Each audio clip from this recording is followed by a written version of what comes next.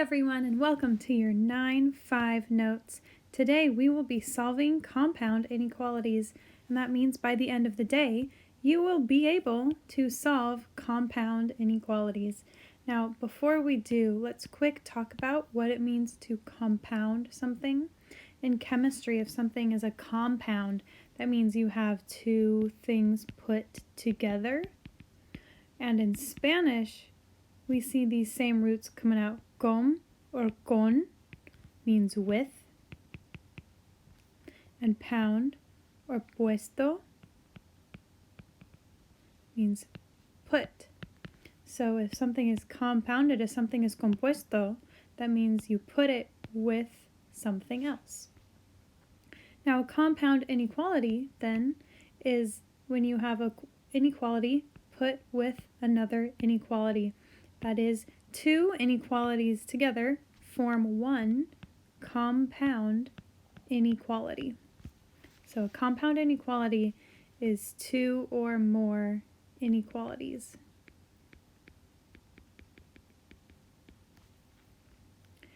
So if we want to write a compound inequality, we must first make sure that the symbols face the same direction.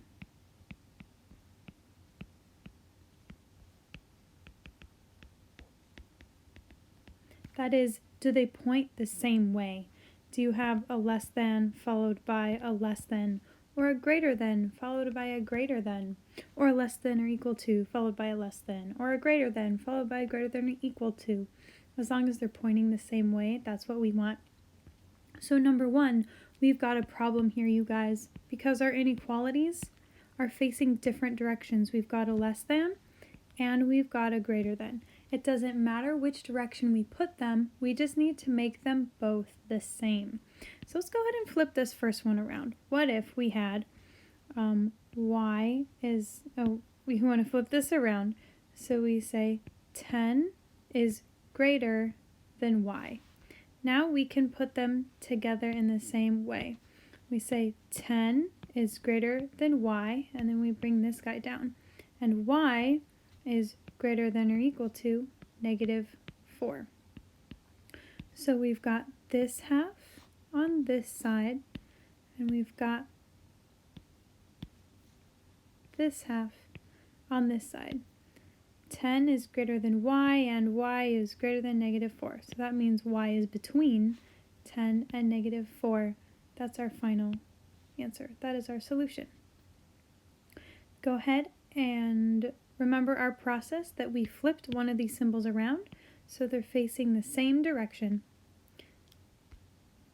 Go ahead and try number 2 for yourself. Make sure those symbols face the same direction.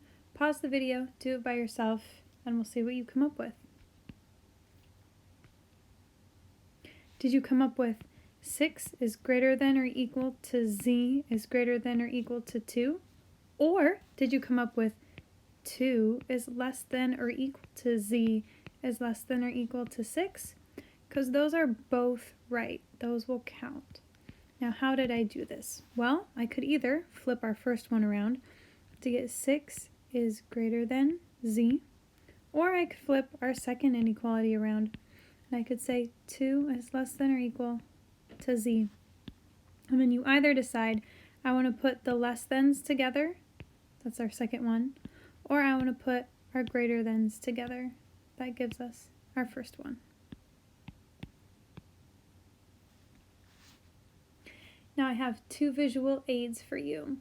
The first is what happens if we have an inequality that's called and. If you have an and inequality, we say that that represents the intersection of two sets. Now the intersection of two sets is what they both have in common, what they share. It's going to be represented by this part right here, because this intersection is where this circle intersects with this circle. It's their intersection. This is what happens if we have two inequalities and both of them are true. So here this is an intersection because we were trying to find numbers that make y less than 10 true and y is greater than or equal to -4. We want both of those true at the same time. Examples of numbers that will make both of these true is like, well, here, let's label them. So if this one is y is greater than 10, and this one is y, I messed up, y is less than 10, and y is greater than or equal to -4. Let's fill it in. What are some numbers less than 10? Well, there's like -10, -15, 2, 8, 9.3. These are all numbers less than 10. Awesome. Now on this side, let's find some numbers greater than -4, like -3 and -1 and 1,000 and 8 and 2 and 15. These are all numbers that are greater than -4. Now you notice that some of these numbers fit into both circles. 2 is less than 10 and greater than -4, so it goes in here. -1 is less than 10 and greater than -4, so it can go in the middle. So some of these numbers actually fit in the middle because they might make both of these inequalities true. So that's what we're looking for in our and. Our and is represented by this guy. These are numbers between 10 and -4. That's our intersection. Now our next important word of the day is, let's do the opposite of blue. It's orange. Or for orange. So up here we had two examples of and statements. We'll look at examples of or statements later. If we have an inequality with a compound inequality with or, we call that the union of two sets. The union of two sets is what happens if either inequality is true. So if we were to color that in, that means it's something that would make this inequality true over here. So this whole circle will be filled in. Or it's something that will make the other inequality true. This is called an inclusive or, so it's all of these all together. Something that will make either one of these true. You might have one where there's some overlap, and that's great. There might be some that there's not overlap, and that's fine as well. Or makes both of them true. So let's go ahead and graph them to see what these graphs look like. As a general case, your and graphs are going to look like this. We have a number here, and then you shade in the middle. An or statement is going to look like this, where you have a number here, and then you go the opposite directions. It's either that or that. Here we go. So graph the solution of each compound inequality. How we're going to graph compound inequalities is we're going to pretend like half of it doesn't exist. So we'll get rid of this half, and we will just graph 25 is less than W. So if we have 25 right here, 25 is less than W, well, we would graph that by doing this. We have an open circle, and we go this way, right? Now let's graph the other half by pretending our first half doesn't exist. W is less than 50, so we're going to put 50 on this side, less than or equal to 50. And now we graph this other half. That's a solid circle on 50, less than 50 here. Now, like we said earlier, we want to find where they overlap. And our overlap is in this part right here. Wow, that was way too big. Is in this part right here. So it's this part, and we've got a solid on 50 and open circle on 25. You don't keep your highlights there. It's just the middle. Go ahead and do number 5 as an example. Pause the video, do number 5 as an example. Okay, you should have gotten a graph that looks a little something like this. You've got 3 as your lower bound. You've got 5 up top. And then these are both going to be solid. Solid, solid, and color what's in between. So those were both and statements. Let's look at a couple or statements. Oh, I made that the wrong color, didn't I? These are blue and statements. Makes them both true. Now we're going to look at some or statements. So here we're graphing y is greater than 5 or y is less than or equal to 2. So we graph both of them. To graph y is greater than 5, well, that's an open circle at 5, and we're going to go that way. To graph y is less than 2, less than or equal to 2, that's a solid circle on 2, and we go that way. Go ahead and try your luck on number 6, and we'll see how you do. All right, again, we have an or, so we're going to split these guys up. We have a -6 and -3 at play. So for our first side, z is greater than -3. That's an open circle because there's no equal. And then greater than goes this way. And then z is less than -6. That's another open circle going that way. So to graph a compound inequality, we just have to graph each part.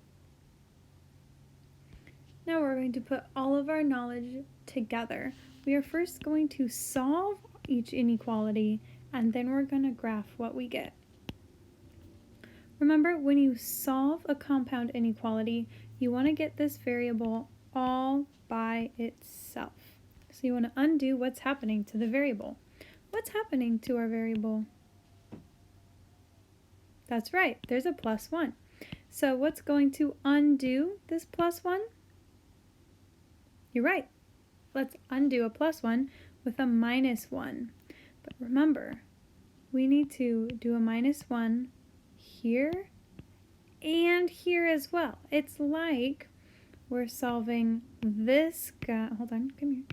It's like we're solving this as an inequality. So you have to put a -1 on both sides of our inequality symbol right here.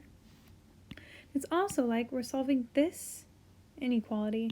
So we have to put our -1 on both sides of that inequality as well. Let's see what that comes out to. 9 minus 1 is 8. X and 4. So our final inequality is x is greater than or equal to, 8 is greater than or equal to x is greater than 4. Now that we've solved it, let's graph it. 4 and 8. So here at our 8, let's graph it in pink, why not? We have greater than or equal to, and at our 4 is just greater than. So we're going to color in between them. And you can remember that we need to color our number line in between our numbers because x is in between in our inequality. And that's so nice. That's so nice. Okay, now that we did number 7, you can try your luck on number 8. Remember on number 7 that we want to get the variable all by itself. So we undo what is happening to the variable. I'll write this down. Our goal, is to spell goal correctly, is to isolate the variable. In order to isolate the variable, we are going to undo what is happening to our variable. But we need to remember our key idea here is we need to undo everywhere on all sides of the inequality symbol. That's why we did it 3 times instead of just twice. Oh, and then we graph it. Okay, remembering those steps, go ahead and do number 8. Pause the video, do number 8 by yourself. Okay, here on number 8, we have an OR inequality. So we're going to treat them like two different inequalities. We'll solve each one and see what we get. Shoot, this should have said x right here. Okay. So we have 3x is greater than 18, or x minus 2 is less than 1. Now to undo what is happening to our 3x, we need to divide by 3, divide by 3. Now don't get confused, we don't need to divide by 3 on this side. This is a separate inequality. This will give us x is greater than 6 on this side. And on this other side, here we have something different happening to our x. So we need to add 2 to both sides. That will give us x is less than 3. So either x is greater than 6 or x is less than 3. So to graph it, we have 3 and we have 6. So we have open circles at both sides, and x is greater than 6 goes this way. X is less than 3 goes that way. So if we want to graph a compound inequality, first we need to isolate the variable by undoing what's happening to it. And we need to do that same undoing to every single side of our inequality symbol. Every side of our inequality symbol. Just like that. And then we graph it. So nice. We had an and we had an or. So we graphed inequalities. We solved inequalities. It's a great time. I hope you enjoy your homework.